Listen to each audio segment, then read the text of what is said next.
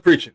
Yeah. It's what's great for me as well is as we go through not just the areas of material lack, but emotional brokenness in our own lives, and Mm-hmm. he shows up for us and we know him in those Oh, different ways. For example, what does it oh, mean to talk know about it. Christ as Father?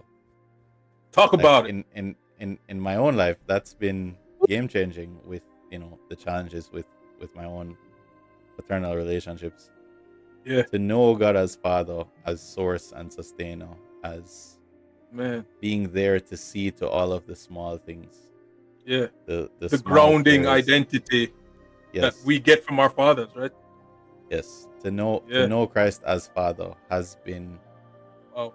grounding, has been the basis on which I stand, and Man. I can appreciate now that to know Him in that way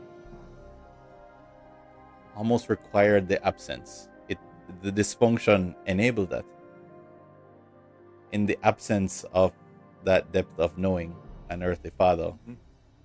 it created this a space for him to fill and for him to reveal himself as that as well. Mm-hmm. And so that's what's dynamic to me, is that in our areas of lack, in our areas of brokenness, in our areas of falling short, Mm-hmm. we know him in those ways, as he sees to those things, or he fills those gaps, or he stands Wow. as that that vision for us to keep our eyes fixed on.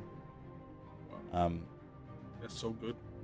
it's what adds that depth to knowing him in all these ways, and so then it Yeah. builds, because you Yeah. not only know him as savior, but you know him as friend, you know him as father, you know him as husband, you Yeah. know him as friend, Yeah. Yeah. and it's just a deepening of the knowing. There's layers of knowledge and intimacy. Yes, yes, Yeah. Which makes it hard for your faith to be shaken when the yep, testing comes, right? Like, yes, see, I don't just intellectual assent is rocked by realities that confront information.